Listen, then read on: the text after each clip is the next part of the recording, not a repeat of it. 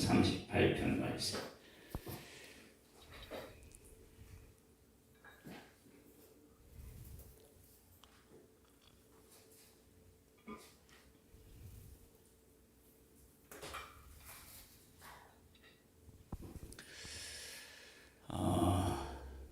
하나님의 사람이 죄를 지었을 때 그 죄를 어떻게 우리가 생각하고 그 죄를 다루어야 되느냐, 그건 대단히 중요합니다. 내가 죄를 지으면 죄에 대한 고통도 있고, 또 하나님께서 그 죄를 지은 나에게 죄가 어떤 것인지를 깨닫게 하기 위해 주시는 고통도 있고요. 그 다음에 사탄 마귀가 나를, 죄인인 나를 공격한다고요. 그래서 그 공격 받을 때, 사탄으로 공격을 받을 때 도대체 우리는 어떻게 해야 하냐, 이런 문제를 정확하게 우리가 구분하지 못하면 어떤 일이 생기느냐, 그러면 내가 죄가 있어요. 근데 이 죄가 있기 때문에 나는 정말 약자가 될 수밖에 없어요. 근데 그 약자가 된다라고 하는 것이 사탄이 나를 막 이렇게 까부르듯이, 나를 막 흔들듯이 그렇게 마음대로 할 수 있도록 나를 또 내주면 안 돼. 그러니까 예수 믿는 사람에게 있어서 죄를 다루는 문제는 상당히 지혜가 필요하다. 이건 죄에서 벗어나려고 하는 문제가 아니라, 왜냐하면 하나님이 나에게 주시는 어떤 그 죄에 대한 고통, 아픔, 이런 것과 그 사탄이 나를 넘어뜨리기 위해서 그 죄를 이용하는 것을 구분할 줄 알아야 되고, 거기에 대해 대처할 수 있어야 돼. 그러면 그러지 않으면 어떻게 되냐면 사탄이 죄를 이용해가지고 나를 넘어뜨린다고요. 근데 사실 하나님 안에서 죄가 있을 때 죄로 넘어지는 게 아니라 죄의 문제를 해결하고 하나님 안에서 다시 서야 됩니다. 근데 그 구분을 제대로 못하면 많은 어려움을 겪을 수 있어요. 한번 볼까요? 여호와여, 주의 노하심으로 나를 책망하지 마시고 주의 분노하심으로 나를 징계하지 마소서. 주의 화살이 나를 찌르고 주의 손이 나를 심히 누르시나이다. 주의 진노로 말미암아 내 성할 곳이 없사오며 나의 죄로 말미암아 내 뼈에 평안함이 없나이다. 내 죄악이 내 머리에 넘쳐서 무거운 짐 같으니 내가 감당할 수 없나이다. 내 상처가 썩어 악취가 나오니 내가 우매한 까닭이로소이다. 내가 아프고 심히 구부러졌으며 종일토록 슬픔에 슬픔 중에 다니나이다.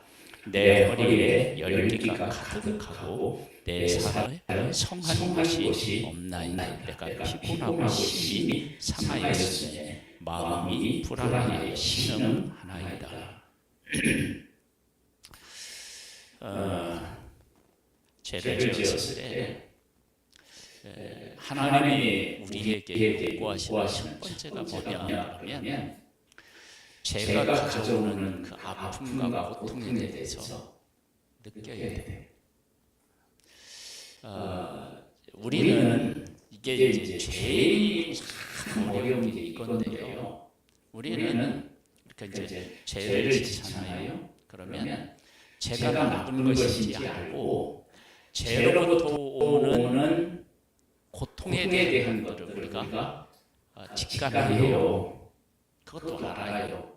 그래서 어떻게 되냐면 그 고통을 명하기 위해서 어떤 마음이 우리에게 생기느냐, 죄를 그 고통을 면하기 위해서요. 고통을 면하기 위해서 잔재를 부린다고 보통 할 수도 있는데 하나님 앞에서 죄에 대해서 아픈 것처럼 회개하는 것처럼 이렇게 반응할 수 있다는 거예요. 그런데 진짜는 뭐냐면 죄에 대해서 아파하는 거예요. 제가 아픈 거예요. 여러분 이게 얼마나 이게 귀한 일인지 몰라요. 그러니까 죄가 있는데 죄에 대해서 고통을 느끼는 거예요. 그래서 이게 보면 여호와여 주의 노하심으로 나를 책망하지 마시고 주의 분노하심으로 나를 징계하지 마소서. 그러니까 죄에 대해서 하나님이 나에 대해서 공격을 하면 그 공격하는 것 때문에 내가 견딜 수 없는 거예요. 그 아픔이 있는 거예요. 시편 38편입니다.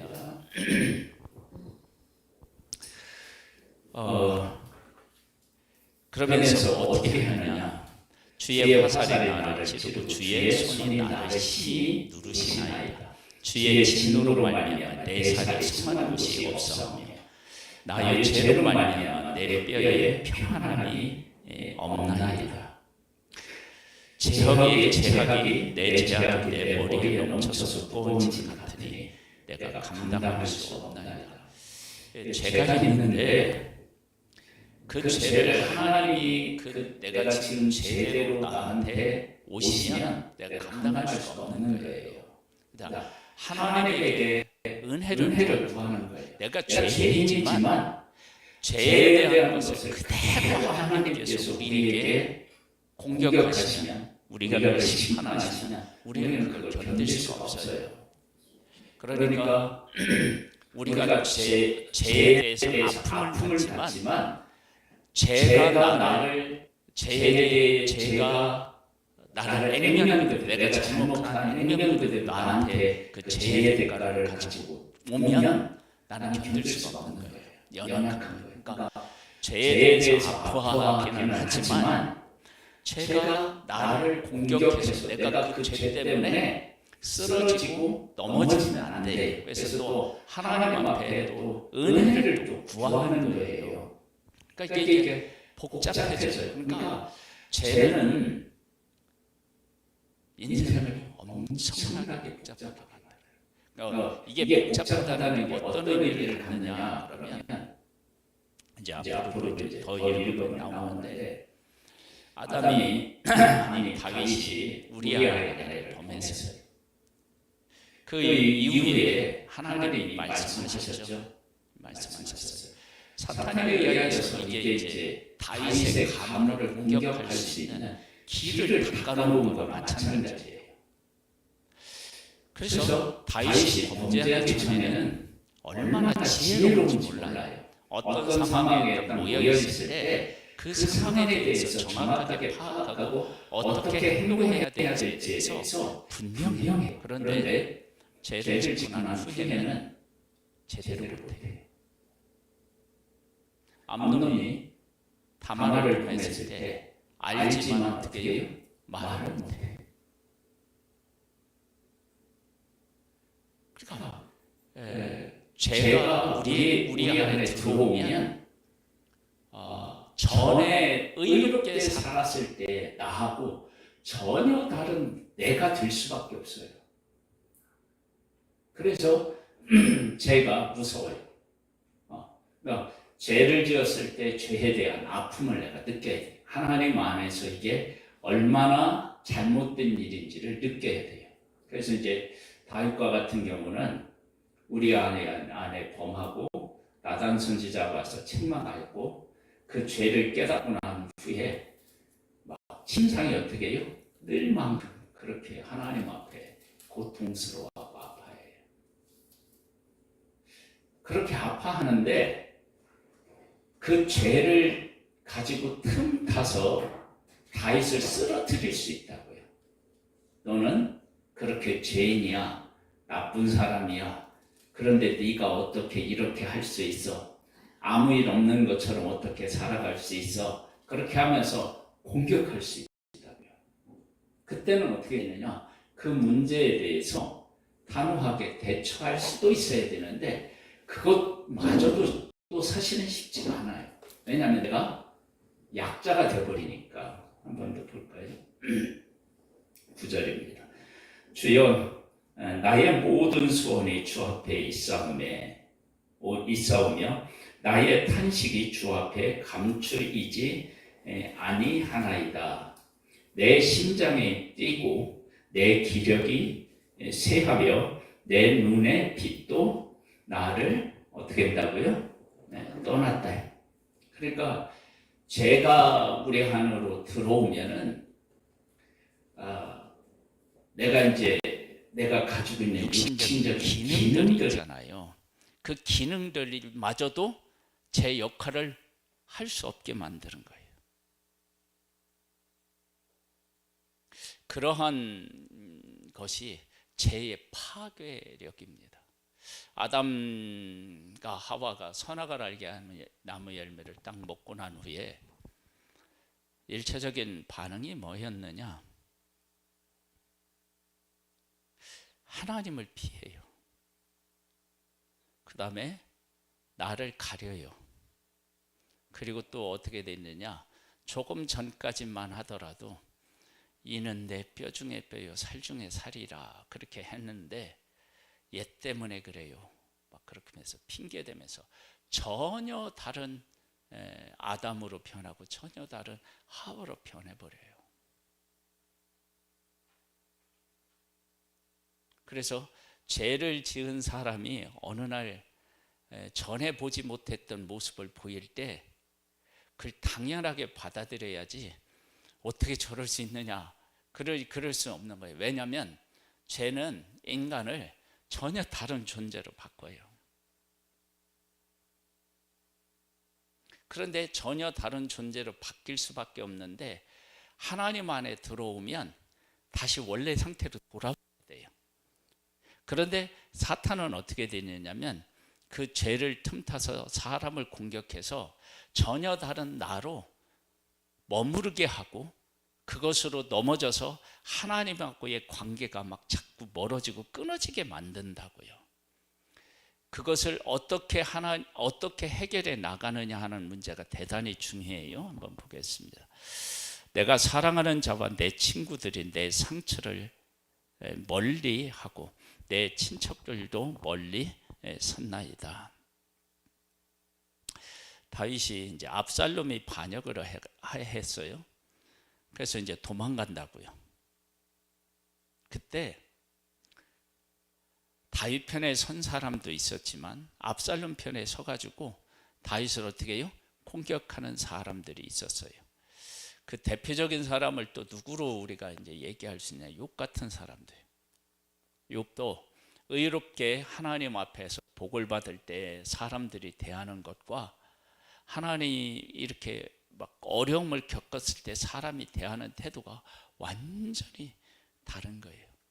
만약에 이제 사탄이 욥을 공격해서 막 그런 자녀를 잃고 재산을 잃고 병이 들었어요. 근데 사람들이 이렇게 이제 전에 욥을 대하는 것과 전혀 다르게 대했어요. 그러면 이렇게 되면 많은 경우요. 우리가 지금 이제 우리 주변에서 일어나는 일들을 이렇게 보면 하나님을 어떻게 해요? 떠나는 경우가 있어요. 왜? 그렇게 되면 전에 나를 대했던 그 모습과 제가 어떤 어려움을 겪었을 때 사람들이 나를 대하는 태도가 어떻게 해요? 완전히 다른 거야. 그러면 어떻게 되느냐? 사람에 대한 회의가 생겨요.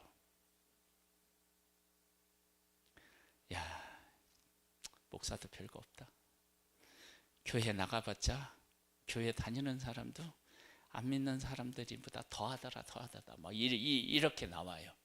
그러니까 그게 뭐냐면 죄라는 것을 통해서 사탄이 우리 가운데 침투해서 우리로 하여금 이렇게 다시 제자리를 찾지 못하도록 만들어 버리는 거예요. 근데 하나님은 그런 하나님이 아니셔요. 그런 하나님이 아니시다라고 하는 것을 어떻게 알 수 있느냐? 그러면 구약의 제사 제도를 통해서 알 수 있어요. 제사는 뭐예요? 우리의 잘못한 것이 있는데 하나님 앞에 나아가서 하나님하고의 관계를 회복하는 거 아니에요. 그리고 율법도 요약하면 하나님을 사랑하고 이웃을 사랑하는 것인데 이게 관계의 회복이잖아요. 그렇죠? 하나님은 그것을 원하시는데 사탄은 그렇게 되는 우리를 그런 꼴을 보고 싶지 않은 거야. 그래서 어떻게 되냐면 원래 상태로의 회복을 가로막아요. 그러니까 교회도 이렇게 해서 무너지고 인간관계도 이렇게 해서 무너지는 거예요. 그런데 하나님 안에서는 어떻게 되냐면 이게 회복해야 돼요. 회복이 있어야 돼요. 그래서 여기 보면 친구도 멀리 했대요.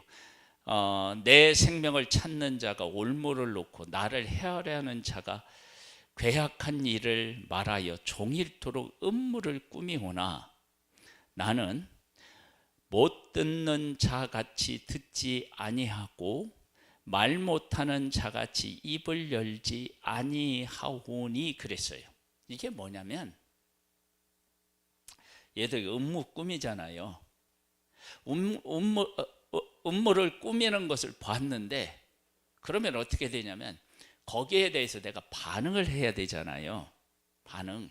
그거 꾸미면 그걸 하지 못하게 한다든지 그래서 내가 어떤 행동을 취할 수 있는데 다시는 아무것도 안 한대. 못 들은 것처럼 못 본 것처럼 그렇게 한대요.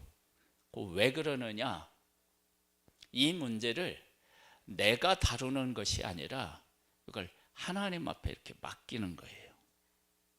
그래서 우리 한번 성경을 한번 찾아볼까요? 사무엘하 16장을 한번 보시겠습니다.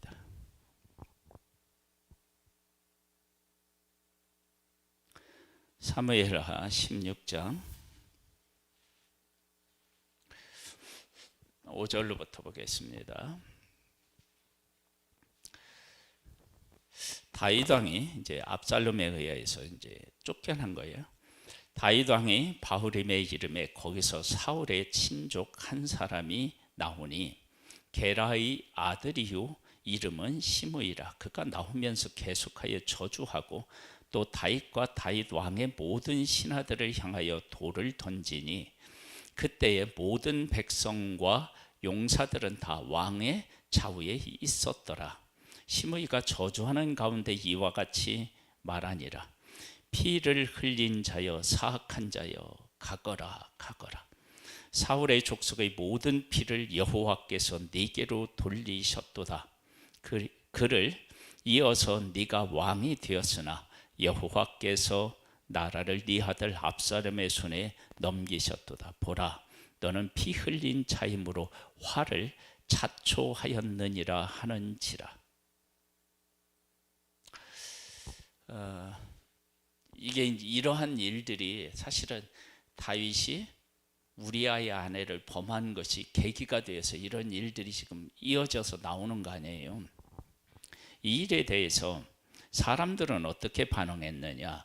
수르의 아들 아비새가 왕께 여짜오되 이 죽은 개가 어찌 내 왕을 저주하리이까 청하건대 내가 건너가서 그의 머리를 베게 하소서 하니 왕이 이르되 스루야의 아들들아 내가 너희와 무슨 상관이 있느냐? 그가 저주하는 것은 여호와께서 그에게 저주하라 하심이니 네가 어찌 그리하였느냐 할 자가 누구겠느냐 하고 또 다윗이 아비새와 모든 신하들에게 이르되 내 몸에서 난 아들도 내 생명을 해하려 하거든 하물며 이 베냐민 사람이랴 여호와께서 그에게 명하신 것이니 그가 저주하게 버려두라.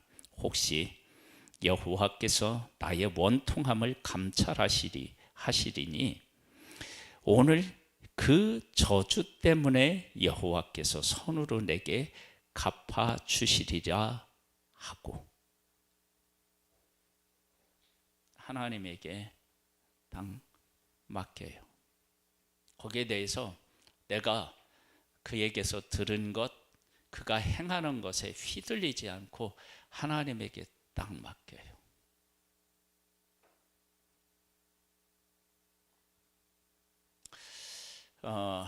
우리는 이러할 때 보통 어떻게 하느냐?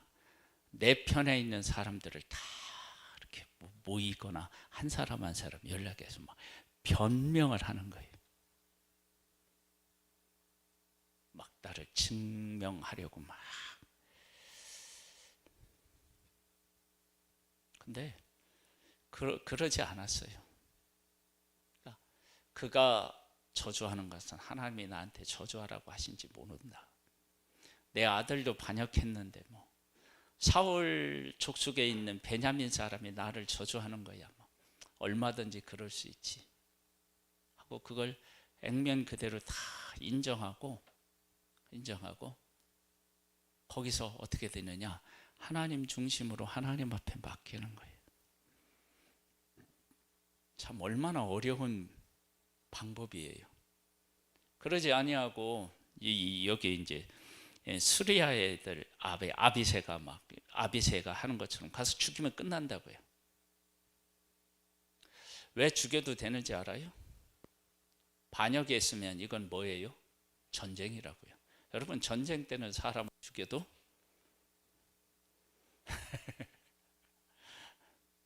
전쟁은 사람을 죽이면 되잖아요.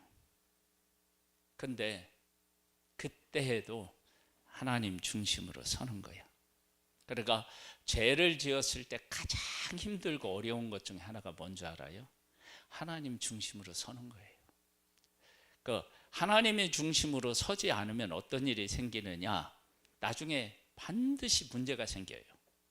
근데 죄에 이렇게 되었을 때 빨리 하나님 중심으로 와서 하나님 앞에 맡기고 그렇게 우리의 삶을 세워가면 그 당시에는 너무 힘들어요. 여기 시므이가 계속 쫓아오면서 여기 한번 볼까요? 뭐라고 나와 있느냐면 이렇게 나와 있어요.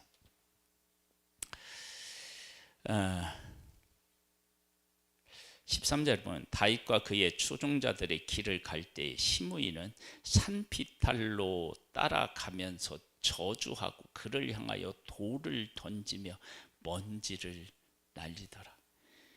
가서 그냥 뒤통수를 한번 그냥 갈겼으면 좋겠다는 생각이 들 수 있잖아요. 이렇게. 시므이를 죽일 수가 없어서 내버려 둔 게 아니에요. 하나님 앞에 딱 맡기는 거예요. 그리고 하나님 중심으로 서는 거예요. 그 뭐라고 하느냐?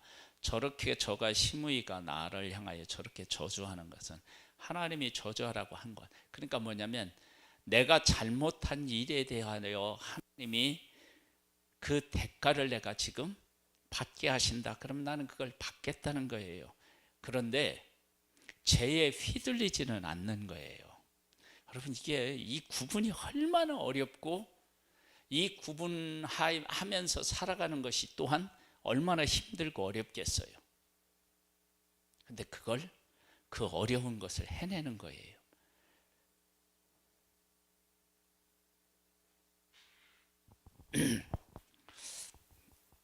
자, 이제 본문으로 돌아오겠습니다. 시편 38편입니다. 14절을 볼게요. 나는 듣지 못하는 자 같아서 내 입에는 반박할 말이 어떻게 해요? 없어요. 할 말이 없는 거예요. 왜 할 말이 없느냐?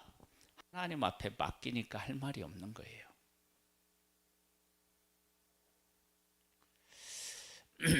여호와여 내가 주를 바라사오니 내 주 하나님이 내게 응답하시리이다. 내가 하나님만 바라보면 하나님께서 어떻게 되느냐? 죄에 대해서 우리를 형벌을 주실 수 있지만, 그러나 하나님은 다시 어떻게 해요? 싸매신다고요.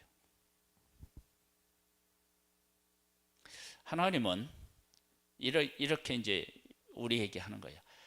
아버지가 아들을 징계함 같이 하나님께서는 하나님이 사랑하는 사람을 어떻게 해요? 징계하셔요. 근데 다시 싸매신다고요. 그걸 아는 거예요. 하나님이 내가 잘못했을 때 죄에 대한 고통을 정말로 심하게 내게 허락하신다. 그러나 하나님은 이렇게 나를 끝내시는 분이 아니시고 다시 회복시키시는 분이시다. 그런 걸 아는 거예요. 그래서 어떻게 되느냐? 그 죄 때문에 넘어지지를 않는 거예요. 하나님을 바라보는 거예요. 쉽지 않은 겁니다.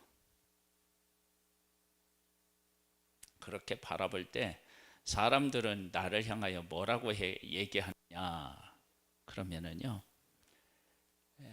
바보라고 얘기하기도 하고요. 저 뭐라고 해, 낯짝도 없다고 얘기할 수도 있고요. 막 그런 비난의 소리를 할 수 있다고요. 그런데 그럴 때 하나님 바라보고 하나님의 은혜를 구하고 하나님이 허락한 죄에 대한 고통과 아픔을 내가 그대로 이렇게 받아들이면서 지내면 하나님께서 어느 순간 내가 하나님을 바라본 것을 하나님이 받으시고 다시 회복시키시는 그런 은혜가 있어요.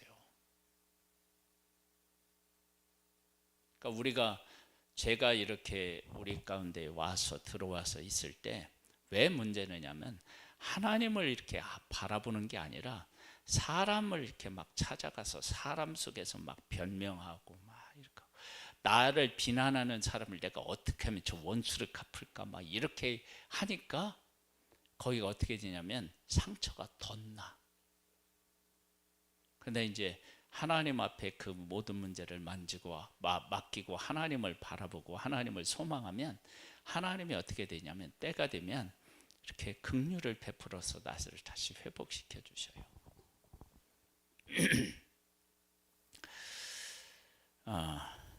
그러면서 이렇게 얘기하잖아요. 여호와여, 내가 주를 바라사오니 내 주 하나님이여 내게 응답하시리이다. 내가 말하기를 두렵건대 그들이 나 때문에 기뻐하며 내가 실족할 때에 나를 향하여 스스로 교만할까 하였나이다. 여러분, 내가 죄로 인하여서 이렇게 넘어지잖아요. 그러면 그들이 너무 기뻐하고요. 그 다음에 뭐까지도 하느냐? 그들이 승리한 것 때문에 어떻게 해요? 교만해진다. 근데 내가 하나님 안에서 이 죄의 문제를 해결해 가면, 그러면 이 모든 것들에 대해서 하나님이 어떻게 하시냐면 해결해 주셔요. 사람을 찾아가고 사람을 통해서 해결하려고 하잖아요. 그러면 이게 이제 실력 없는 사람이 죄인이 죄를 다루는 건요, 이게 어려워요. 그러니까 죄인이 죄를 다루는 게 어렵다고요. 그러니까 우리가 제대로 실력도 없으면서 죄의 문제를 다루니까 문제가 생기는 거예요. 근데 그 문제를 하나님 앞에 맡기면 하나님께서 죄의 문제를 가장 잘 다루실 수 있어요. 그래서 우리에게 제사 제도를 주셔서 죄의 문제를 해결해 주시잖아요. 부정하게 되었을 때 정결 예법을 따라 하면 하나님이 해결해 주시잖아요. 그러니까 하나님에게 그 문제에 대한 해답을 가지고 계시다고, 하나님이. 그러니까 하나님 앞에 맡기는 거예요.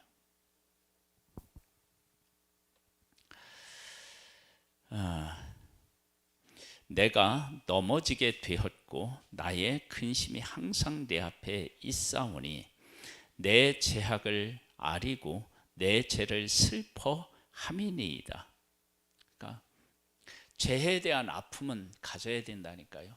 여러분, 내가 정말 하나님의 사람인 건 어디에서 나오느냐?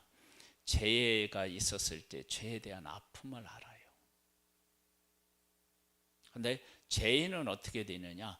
죄에 대한 아픔보다 죄로 인해서 내가 당할 불이익을 더 걱정해서 죄에 대한 것들을 다루는 게 아니라 나를 보호하려고 하는 그런 성향으로 나타난다고요. 이걸 정확하게 구분할 수 있어야 돼요. 하나님의 사람은 죄에 대해서 어떻게 한다고요? 아파해요. 그런데 악인은 어떻게 되냐면 죄에 대해서 아파하는 게 아니라 죄로 인해서 당할 나의 불이익을 어떻게 하면 면할 수 있을까라고 하는 쪽으로 가버려요.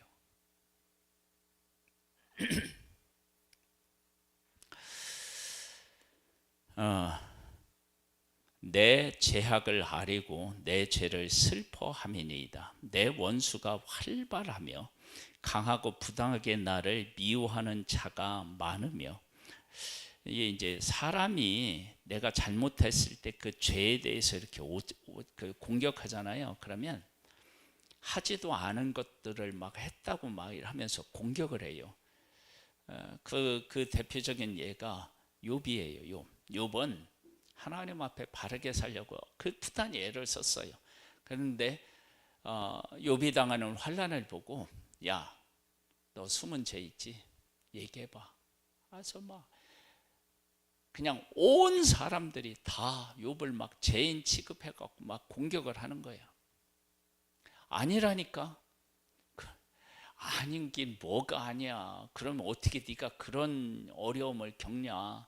네가 잘못했지. 막 이러면서 막 공격해 오는 거예요. 여러분, 그래서 우리가 제3자의 입장에서 그리스도인들이 조심해야 될 게 뭐냐면, 이렇게 우리 공동체 안에 재해 문제가 이렇게 들어왔을 때 누군가가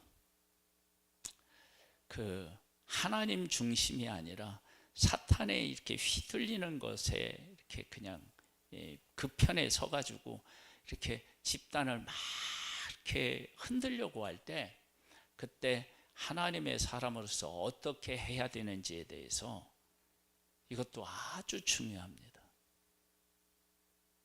이게 중요해요. 그럴 때 막 교회를 막 흔들고 사람하고의 관계를 막 이렇게 이간질하고 막 이러는 편에 설 수도 있단 말이에요. 그러면 그럴 때는 어떻게 해야 되느냐? 그때 나도 어디로 보냐면 하나님한테. 왜냐하면 우리는 사실을 진실을 다 몰라요. 어떻게 알아요? 그러니까 목회를 이렇게 하다 보니까요, 내가 보고 내가 듣지 않은 거면 그 쉽게 말하면 안 돼. 누구는 내가 이렇게 봤단 말이에요. 그 사람이 봐서 나한테 얘기를 했어. 내가 봤다고. 근데 봤어도 그 일이 왜 일어났는지 그 이면까지는 다 모를 수 있어요. 그래서 내가 보고 들은 것, 그거 아니면 얘기하지 말고, 그 다음에 그렇게 보았다 하더라도 그 내가 지금 본 것이 전부가 아닌 거예요. 그 이면에 어떤 일들이 얼마든지 있을 수 있어요. 그러니까 쉽게 말하기가 사실은 어려운 거예요.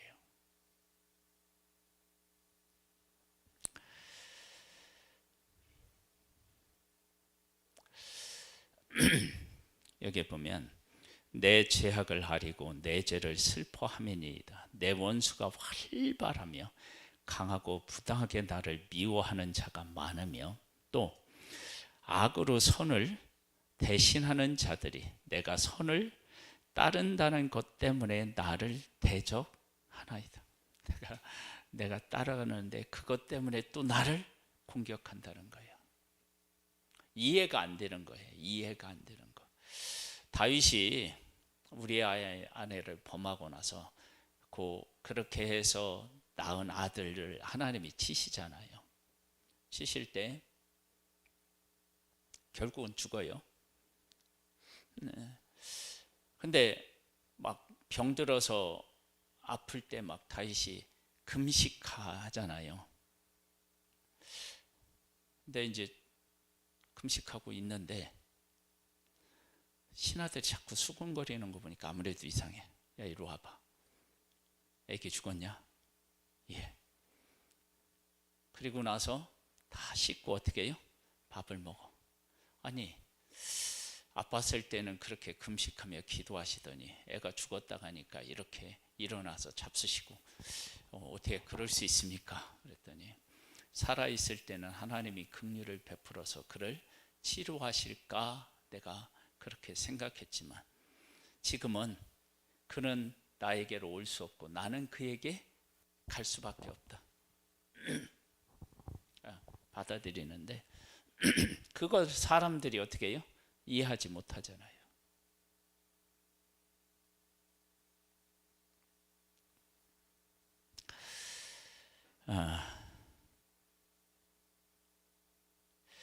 여호와여 나를 버리지 마소서. 나의 하나님이여 나를 멀리하지 마소서. 속히 나를 도우소서. 주 나의 구원이시여. 하나님에게 바라보는. 그래서 죄에 대한 결론을 누가 내리시느냐? 하나님이 내리시는 거예요. 이 죄가 우리 가운데 이렇게 왔을 때 하나님 앞에 맡기고 하나님이 해결해 주실 때까지 기다리시면 하나님이 그 문제를 어떻게 해요? 해결해 주시는 거예요. 죄를 지으면 하나님의 사람은 죄에 대한 아픔이 있어요. 그 아픔하고 다른 건 뭐냐면 죄가 가져다 주는 아픔을 아파해야 되지만 하나님 편에 서 있지 않은 사람은 죄로 인하여서 당한 아픔을 어떻게 해서든지 이렇게 모면해 보려고 여러 가지 수단과 방법을 동원합니다. 그건 어떻게 되냐면 하나님 편에 서 있지 못한 사람들의 모습이에요. 근데 하나님에게 속한 사람은 죄에 대해서 아파해요. 막 그 죄에 대한 아픔이 하나님이 죄를 어떻게 슬퍼하시는지에 대해서 같이 공감하는 거예요. 그러면서 그 죄를 틈타서 사탄이 사람들을 통해서 막 공격해요. 그럴 때 거기에 내가 맞장구를 치지 않고 하나님을 바라보고 하나님이 이 문제를 해결해 주시기를 바라는 거예요. 그러면 하나님께서 어떻게 하느냐? 이 문제를 해결해 주셔요. 그러니까 사람을 찾아가서 이 문제를 어떻게 해결해 달라고 하는 게 아니에요. 그러면 이제 나중에 이 다윗이 압살롬이 반역했을 때 어떻게 되느냐? 시므이하고는 싸우지 않아요. 그런데 압살롬 편에 서 있는 그들과 다윗 편에 서 있는 사람들과는 어떻게 해요? 전쟁이 있어요. 이건 영적 싸움인 거예요. 그러니까 인간에게 그 원수를 갚는 게 아니고 영적 싸움을 하는 거예요. 영적 싸움. 영적 싸움은 피하면 안 돼요. 압살롬의 아들이라고 다윗이 압살롬하고의 전쟁에서 피하면 안 돼요. 왜 피하면 안 되는지 알아요? 하나님이 다윗에게 기름을 부어서 왕으로 세우셨기 때문에 그래요. 안 싸우면 안 돼요. 싸워야 돼요.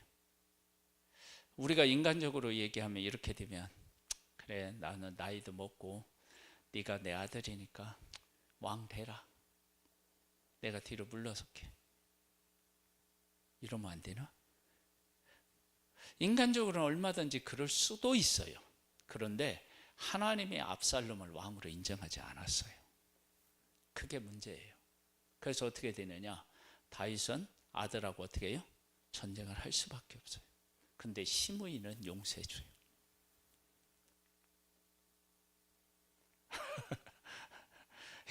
이게 얼마나 어려워요.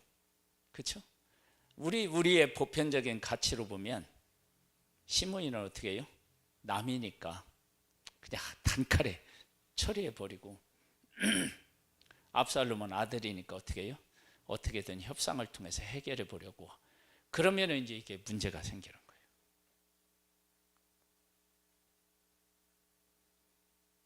어렵죠? 하나님의 뜻대로 살아가는 게 그래서 어려운 거예요. 싸우고 싶지 않은 사람하고 싸워야 될 때가 있고요.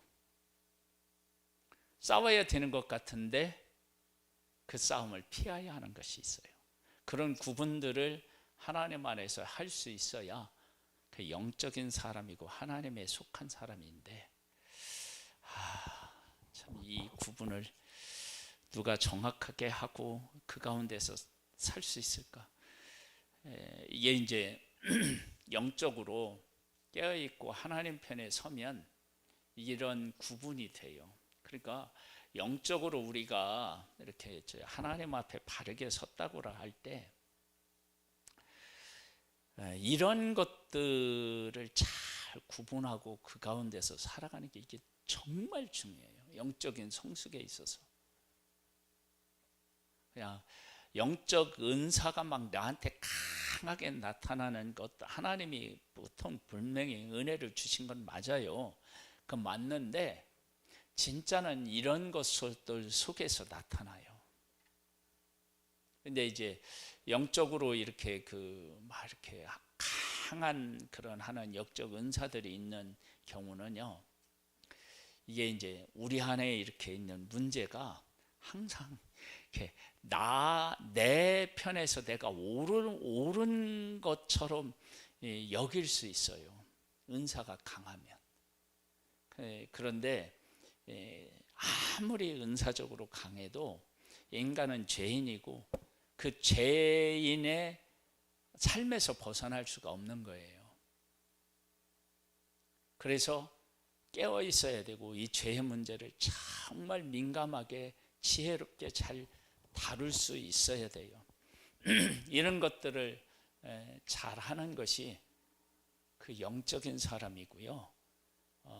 신앙의 깊이가 있는 거예요.